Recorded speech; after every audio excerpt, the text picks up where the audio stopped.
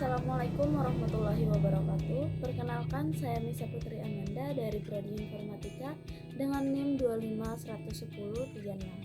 Di sini saya akan mempresentasikan tugas teori praktikum basis data dengan studi kasus toko swalayan Batu Alam. Nah, di sini ada 4 perintah. Yang pertama itu ada tentukan entitas dan atribut yang digunakan dalam perancangan basis data tersebut. Nah, di sini saya akan menjelaskan entitas dan atribut dari beberapa tabel yang sudah saya buat. Nah, di sini ada tabel pelanggan. Atributnya ada ID pelanggan, nama, email, dan alamat pengirim. Ada pula entitas produk. Kode atributnya adalah kode produk, nama produk, kategori, harga, jumlah stok. Ada pula entitas pesanan. Nah, di sini ada atribut nomor pesanan, tanggal pesanan, total bayar, ID pelanggan. Ada pula tabel terakhir yaitu detail pesanan. Atributnya terdiri dari ID detail, nomor pesanan, kode produk, quantity, dan harga satuan. Saya akan menjelaskan ke bagian kedua, yaitu tentukan primary key pada masing-masing entitas dan apa sih hubungannya. Nah, di sini saya akan menjelaskan entitas dan primary key pada setiap entitas. Nah, di sini saya sudah memiliki 4 entitas, yaitu pelanggan, produk, pesanan, dan detail pesanan. Pada pelanggan, saya menggunakan primary key pada data ID pelanggan. Nah, pada produk saya gunakan pada kode produk. Pada tabel pesanan saya menggunakan nomor pesanan. Pada detail pesanan saya menggunakan ID detail. Nah, di sini ada hubungan di antara per tabel. Saya akan jelaskan dari pelanggan ke pesanan. Di sini satu pelanggan dapat membuat banyak pesanan, koordinasinya 1/n. Nah, di sini saya akan menjelaskan apa sih hubungan di antara tabel-tabel tersebut. Nah, di sini ada pelanggan ke pesanan. Peraturannya satu pelanggan dapat membuat banyak pesanan. Koordinasinya 1/n. Ada pula pesanan ke detail pesanan. Peraturannya satu pesanan memiliki banyak detail pesanan. Koordinasinya 1/n.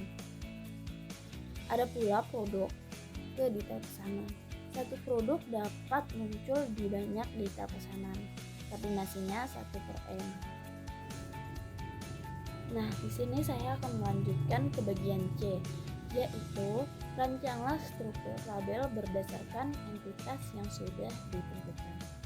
Nah, di sini kan saya sudah menentukan ada 4 tabel, yaitu tabel pelanggan, tabel produk, tabel pesanan, dan detail pesanan. Nah, di sini struktur tabelnya itu ada pada tabel pelanggan, file-nya ada ID pelanggan, nama, email, dan alamat pengirim. Tipe datanya INT, varchar, dan teks. Nah, pada tabel produk saya menggunakan kode produk, nama produk, kategori, harga, dan jumlah stok. Nah, tipe datanya ada varchar, desimal, dan INT. Nah, pada tabel pesanan saya menggunakan nomor pesanan, tanggal pesanan, total bayar, ID pelanggan. Tipe datanya ada INT, date, desimal, dan INT. Nah, saya lanjutkan kepada tabel detail pesanan. Nah, di sini saya menggunakan ID pelanggan, nomor pesanan, kode produk, quantity, dan harga satuan. Nah, tipe datanya itu ada INT, varchar, INT, dan desimal. Nah, di sini saya akan melanjutkan pada bagian ke D. Di sini perintahnya adalah membuat desain model entity relationship diagram atau IRD dan logical record structure atau LRS.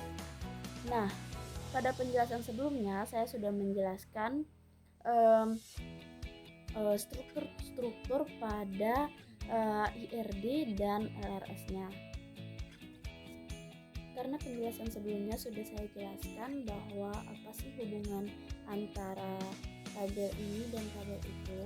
Nah, di sini pada IRD dan LRS-nya saya cuma akan menyertakan gambar pada gambar di atas. Nah, di sini merupakan gambar IRD yang sudah saya susun berdasarkan empat tabel di atas. Nah, mengenai LRS, teman-teman perlu tahu kalau LRS itu adalah bagian tabel yang sudah terisi penuh dengan data-data yang harus diisi. Misalnya contoh ID pelanggan, nama, email, alamat pengirim. Nah, di situ ID pelanggannya ada 1, bisa 2, bisa 3. Nah, ada pula namanya seperti nama saya, nama teman-teman semua. Di sini kan saya menyertakan email. Nah, di situ kita bisa membuat atau menyertakan email saya yang sudah terdata dalam tabel sebelumnya pada tabel nama, menyertakan email yang sudah terdata pada nama. Nah, di sini alamat pengirimnya itu sesuai dengan alamat saya yang sudah terdata pada tabel nama dan email.